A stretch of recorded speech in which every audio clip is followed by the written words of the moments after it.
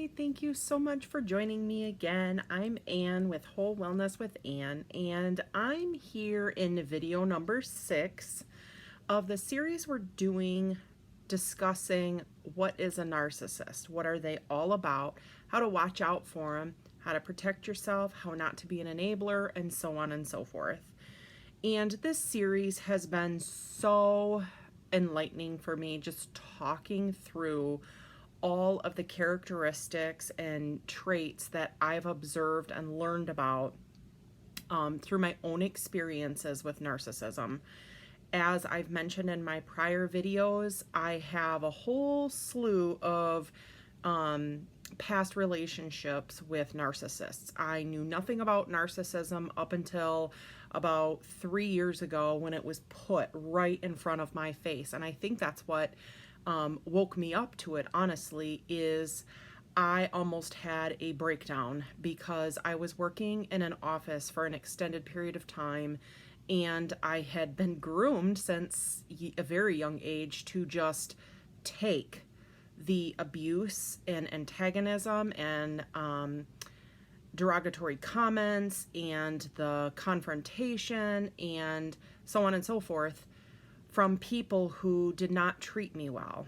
And I never learned healthy boundaries. I never learned how to stand up for myself. I had anxiety built up inside of me from childhood of not being able to or being allowed to develop and be who I really was born to be, which is a very soft, sensitive, gentle, loving, giving, nurturing, kind, warm person. Like, most people who knew me from probably the age of 15 through my adult life might say that I'm like a really funny person, really outgoing, really fun to be with and entertaining, and maybe a great friend, or most people would have a lot of positive things to say about me, but inside I was tormented.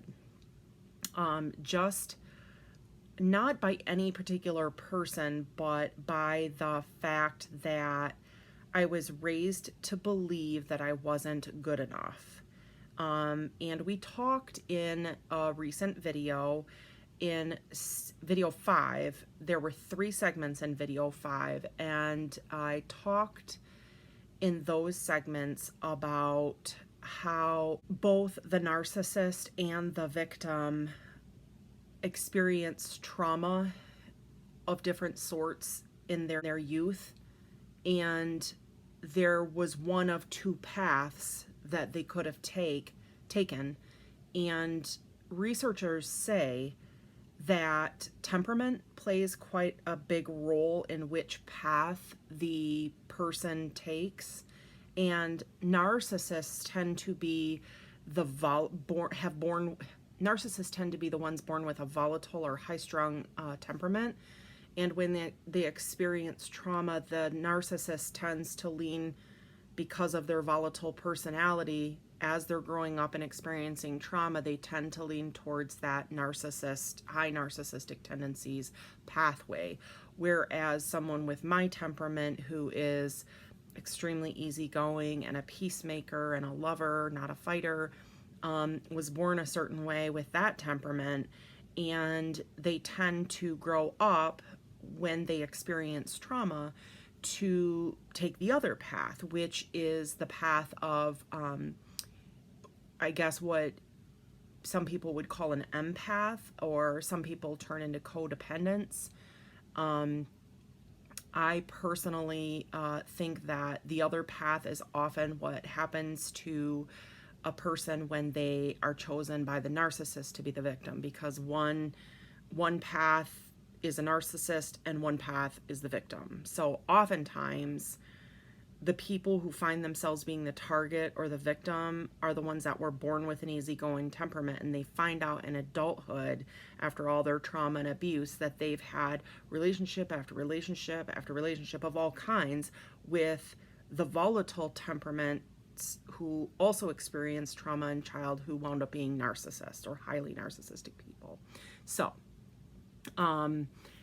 Those two paths are very simplified because there's a whole bunch of in between and other factors that contribute to how a person grows up or what their resulting character is.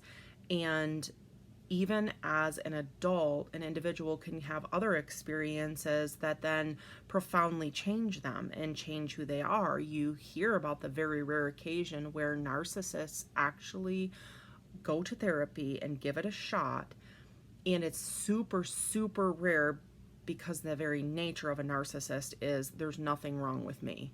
So it's very rare for a narcissist to go to therapy in the first place to get help, but it is compelling to realize that there are people, there are even YouTubers, do a search of people who are working on recovering. They have been diagnosed with narcissistic personality disorder and they are working on recovery. There's one guy that I really get quite a kick out of, who's very, very high strung. You can kind of see when you watch his videos, but he's been in therapy for 4 years and he talks super fast. And a lot of what he says is hard to understand because he talks so fast. But I really like the guy, you know, he's just, he's trying, you know, and that's all it takes really, because nobody's perfect. We're gonna screw up. I'm gonna screw up, you know.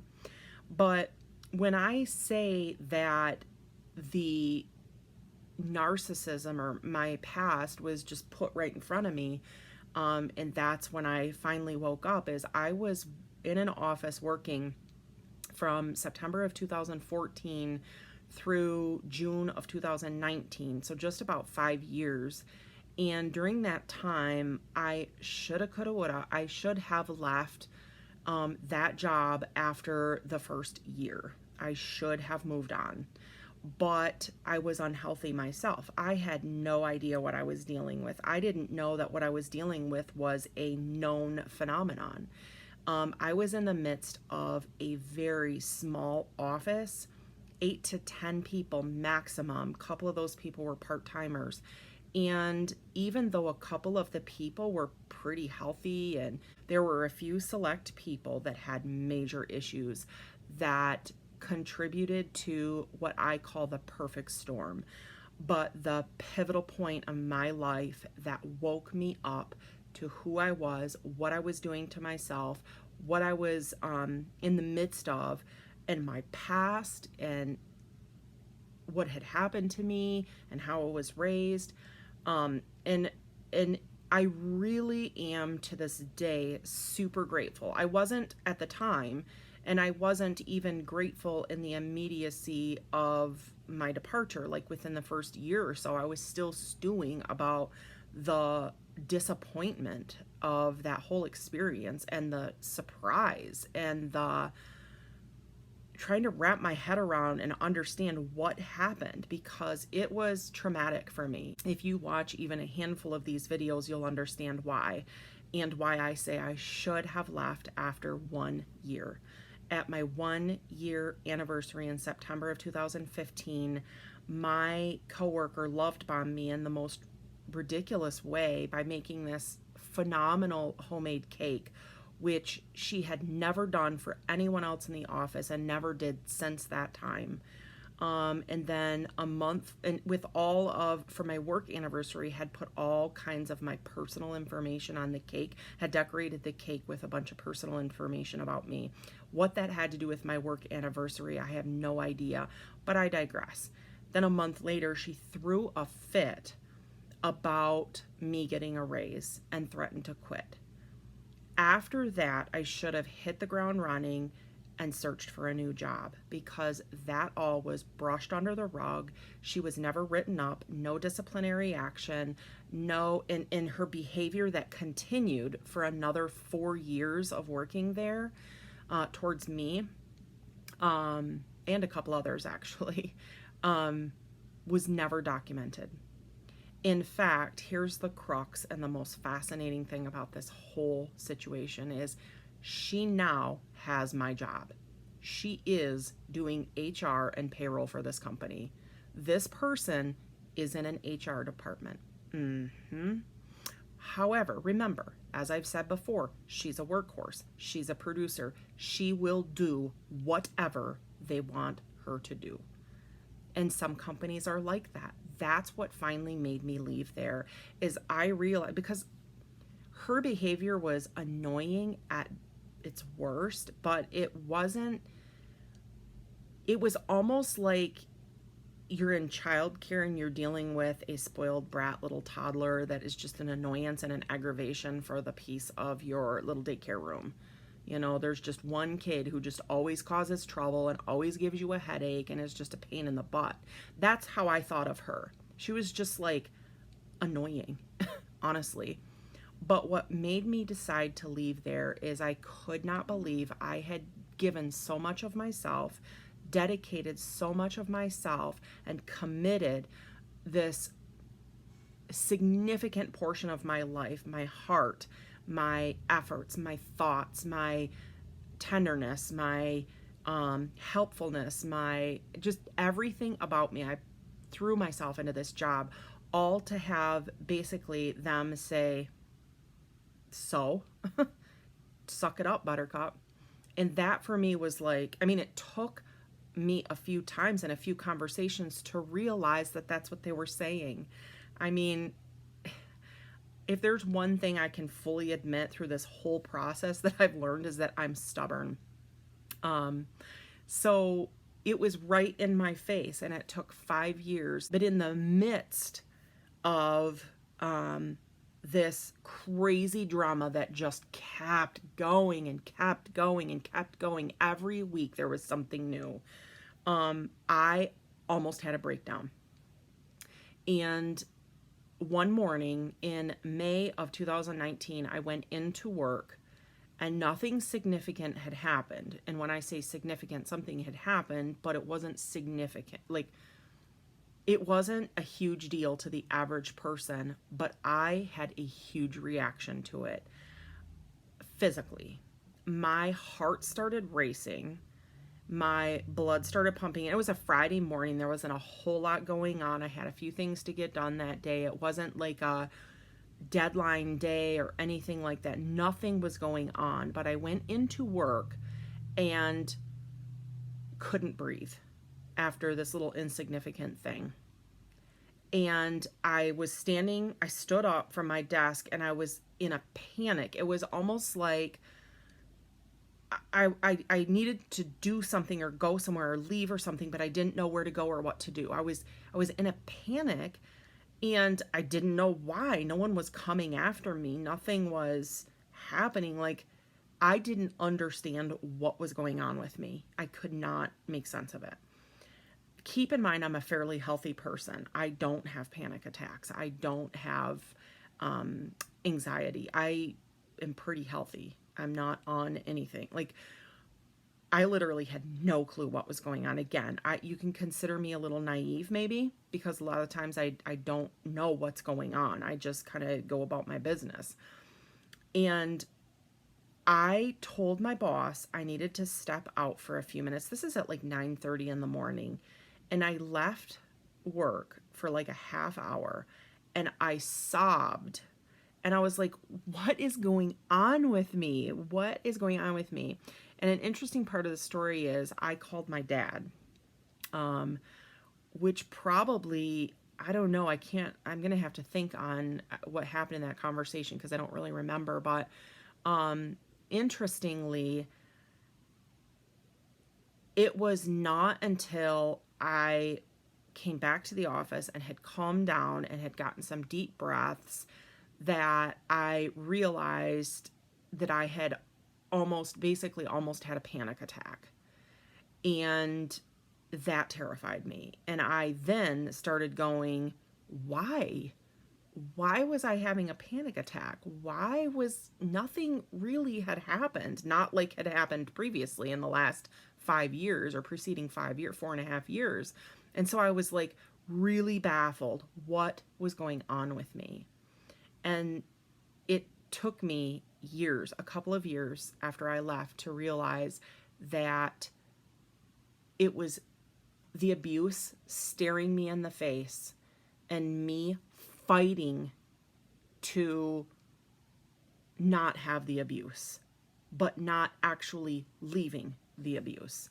I didn't actually know that that's what was going on at the time.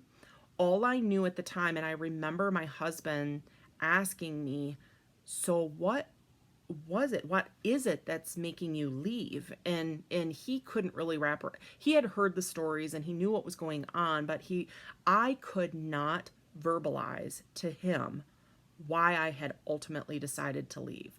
I literally looked at him, shrugged, and said, I think it's just time for me to find something different. I don't belong there. And it wasn't till I got healthy and got therapy over the last couple of years that I was like, oh my gosh, I was near a breakdown. I probably could have gotten to the point where I was hospitalized had I stayed there a moment longer. I could have probably gone down a very bad path, because what happened was I was suffocating myself. People were abusing me and taking advantage of me and treating me like crap, and I was just taking it. I was just taking it. I was just like, yeah, it's, not appropriate, telling everybody else in the world how inappropriate it was, but never once standing up for myself, looking my abuser in the eye and saying, enough, step away right now. Calm yourself down, then address me respectfully and kindly. I have zero tolerance these days for jackasses. And I do have to fight myself sometimes, because I find myself getting very angry at people who are jackasses, because my radar is up and I'm much more aware of the ridiculously high extent of mistreatment and maltreatment that people receive by others who are cocky and self-righteous and obnoxious. There's no room for it. So, anyway, all of that to say, it was right in my face, and that's what this series is about, discussing narcissism and toxicity, but focused mostly on narcissism and what it is, how to deal with it, how to identify it, what are the characteristics of a narcissist, how to deal with it if you're in it, how to not be an enabler, because I was an enabler as well. And I can't stand the fact that I was an enabler and so angry and hurt by enablers. Like, that's how crazy this whole situation was. But here's the deal. I am hoping that my experience and my stories are at least somewhat helpful to you. I can't tell you what to do, but I can certainly share with you my experience and what I went through. And if it's relatable to you and you can find some sort of solace in this, what I have to say, then that is what I'm here for. And by all means, when this channel gets going, hopefully we'll be able to have a good, a fruitful, productive community of people who are getting healthy or are healthy, to then keep that cycle going, because we need to be healthy ourselves to stop narcissism from continuing and all toxic behaviors. So back to, we're doing video 6 today on the narcissist, and this video is focused on the characteristic of the narcissist who blames you. So blames you or accuses you for doing what they are doing. So this is a phenomenal characteristic that an narc has. And by phenomenal, I mean it is so hard to sniff out. You have to be on your game, and you have to spend some time thinking about this, because they will, sometimes it's pretty obvious, but other times it's like they're accusing you of what they're doing, and you're going, how in the world can you accuse me of that when it's plain to see I'm not doing that? And all you're doing is you're in the defensive mode. You're like, I'm not doing that. I'm not doing that. But you're not even aware that it's them that's doing it. And the whole point is they're trying to get out. I've mentioned this in a prior video. I don't know if you've caught this or not, but they're trying to get out in front of the horse. They're trying to accuse you of these things that they're doing, and they know darn well they're doing it before you can accuse them, so that they look like they're innocent. and that when you do accuse them, rightfully so, of doing what they're accusing you of, then you look like you're crazy and you feel crazy because you're like, my gosh, am I just blaming them because they're blaming me? Are they really doing that? Or am I really doing? I mean, it's what they call crazy making in the community. It's just one facet of the whole crazy making approach.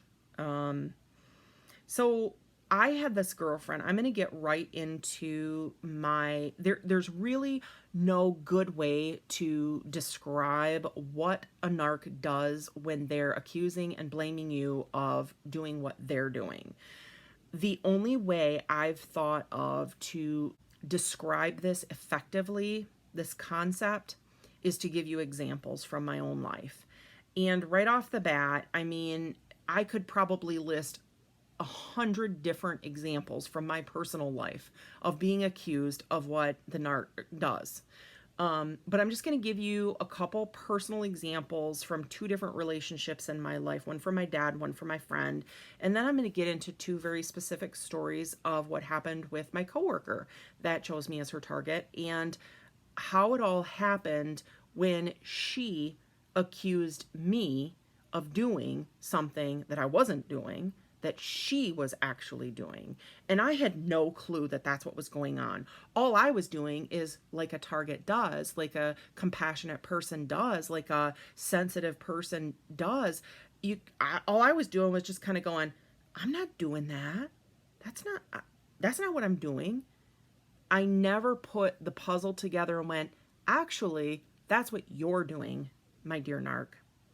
So I think that, as per usual, I'm going to wind up breaking this video into 2. Doggone it. I'm trying to make the video shorter. Help me somehow. Give me some feedback, please. So I'm going to give you the first 2 examples, and then the next video, part 2, because we're almost at 30 minutes. The next video is going to get into the examples from my coworker. So first, my dad. The example of my dad. In childhood, I distinctly remember this. And here's the thing. There's probably, like I said, 100 different examples from various people in my life. Like I said, my past is riddled with narcissistic relationships. But my dad, class A narcissist. He's what they call a self-righteous narcissist. He's got that very easygoing temperament, but he took the path to narcissism. He's extremely controlling, not so much in his old age as he was when we were younger, when my brothers and sister and I were younger. But I distinctly remember about the age of 15 when we were all sitting around the dinner table and I'm 15. My dad had been teaching us and my mom had been teaching us about manners at the table since we were little children. They didn't like our elbows on the table. They didn't like us to be bent over and slurping our food, and they wanted us to use napkins and so on and so forth. I mean, it's so funny because I think of my family and my children like my unit nowadays, and it's like, I mean, we have manners. It's not like we're slopping over our dinner plates, but it's like, in my personal opinion, they learn it to a certain extent. Like, you just gotta gently remind them and then they get it. Kids don't need to be chained up and they're smart critters. Anyway, we're sitting at the dinner table and my dad, of course, had the news on. Even though dinner time was family time, my dad had the news on and his eyes were on the television the entire dinner. And I remember, it's funny now to think back, my mom sitting there kind of like, I'm sure she probably wanted some sort of connection or discussion about her day or his day and about the kids' day at the dinner table. But no, my dad was honed in on the TV because he had to know what was going on in the world. He had to watch the news. I guess back in the day, they didn't have the internet. So, it's not like he could catch up the next day, but we did have newspapers. So anyway, I digress. Oh my gosh, I'm getting off the sun. See, this is what I'm talking about. My videos wind up being so long because I'm babbling. Anyway, okay. So my dad we had a really long dinner table. It was long and narrow. So there were like 3 kids down one side, 1 kid at the end, 2 kids on the other side, my mom, and my dad was at the other end. And next to my dad sat my oldest brother, the one who grew up to be a narcissist as well. My poor oldest brother, I understand why now. I mean, seriously, I don't mean that you should be giving compassion to the narcissist in your life. This is my brother who I have basically no relationship with now. So I can, from this safe distance from him, go, oh, that poor guy. Because literally he's a little toddler in this grown man's body. Anyway, I was, I don't know, maybe 14, 15. So no, I couldn't have been that old. I must have been like 12 or 13. Because he was like 18 and he's 4 years older than me. So if I was 13 or 14, he was 17 or 18. But anyway, I was old enough to know what was going on. And it didn't make sense to me. I was like, what the bleep? So my brother, apparently, I didn't notice, but apparently he had his elbow on the table. Now, mind you, my dad's sitting right next to him and watching the news. Apparently that was not appropriate. Of course, I think my parents taught us not to put our elbows on the table, but my dad took his fork and jabbed my brother in the elbow for having his elbow on the table. And I remember my brother jumping and being like, what the hell was that for? And my dad, he looked like he was gonna slice my brother. He had the daggers in his eyes and he was like, if I've told you once, I've told you a million times, get your elbows off the table. And my brother was like, okay, and he got his, it's like, okay, so you're a young man, an older teenager, male, and you have your elbow on the table, and are you purposely doing that just to piss your dad off because it bugs him? Not likely. So my dad could have easily said, hey, remember, keep your elbows off the table. Let's all have manners, My parents were all about please and thank you. But at the time when my dad jabbed my brother with a fork, I thought that was, number one, a little excessive. Number two, it didn't teach my brother anything. I mean, it taught him that he was a useless piece of crap that deserved to be jabbed with a fork. And that was my dad's reminder about manners. So, same dinner, and this is why I remember this so clearly, is because I was still stewing about my dad being a jerk to my older brother when a few minutes later, my dad bent over his plate, slopping up his spaghetti, watching the news over my brother's head, turned to my other brother, my second oldest brother, sitting across the table the other direction, and said, pass the salt. And then he watches the news. And my brother passed him the salt. And I'm sitting there and I'm going, pass the salt. Excuse me. My parents were sticklers about please and thank you, okay? So when my dad slurping up after just poking my brother with the fork, slurping up his food, turned to my other brother and said, pass the salt, or he said, give me the salt, or whatever for his whatever in his plate. I was sitting there going, you've got to be kidding me, you asshole hypocrite. Excuse my French. At that time, this is clearly a sensitive issue for me. It comes out. It's like I was sitting there at this young age of whatever, 13, 14, and I was going, what a jerk. You just poked the other brother for having an elbow on the table accidentally instead of just saying, hey, keep your elbows off the table. A reminder, pretty soon he'll get in the habit. Just remind him. But you jabbed him with a fork in the elbow, and then you're slopping over your food, you jerk, and then you say to the other brother, gimme the salt, or pass me the salt. No, hey, person, whatever, will you please hand me the salt? And sit up nicely without slopping over your food. And don't be a hypocrite. Don't say, get your fork off the table, or duh, get your elbow off the table and poke with a fork, and then turn around and slop and don't say please to someone else. It's like, so at a very young age, this is the kind of stuff I observed, and this is what empaths do. They're aware of everything that's going on around them, and they're tuned in, and they're very affected, profoundly affected and hurt and tormented by the crap way people are treated around them. They watch and they observe and they feel, and that incident stuck with me, and I felt to this day, I'm turning 49 this year, and to this day, my heart breaks for whatever else I don't even know about that my oldest brother suffered in childhood at the hands of and by my parents, who were both very unhealthy when we were growing up. Granted, let me say this little disclaimer, they were both doing the best they knew how.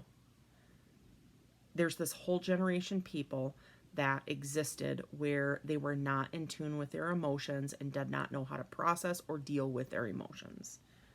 So, not to say I blame my parents, but they were clueless, absolutely clueless. So let's get aware, huh? Let's talk about it. So I am going to do the next video, which is going to be segment number 2 in this video number 6, having to do with a narcissist who blames you and accuses you of doing what they're doing.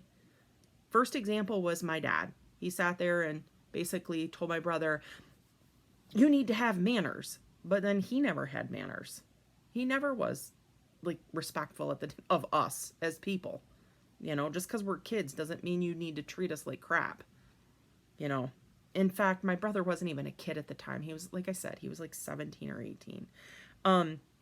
So in video 2, we'll talk about the other examples, and that's really the best way that I know how to share with you what it looks like when a narcissist accuses you of doing what they're doing, which is another very, very common characteristic of a narcissist. Stay tuned for more.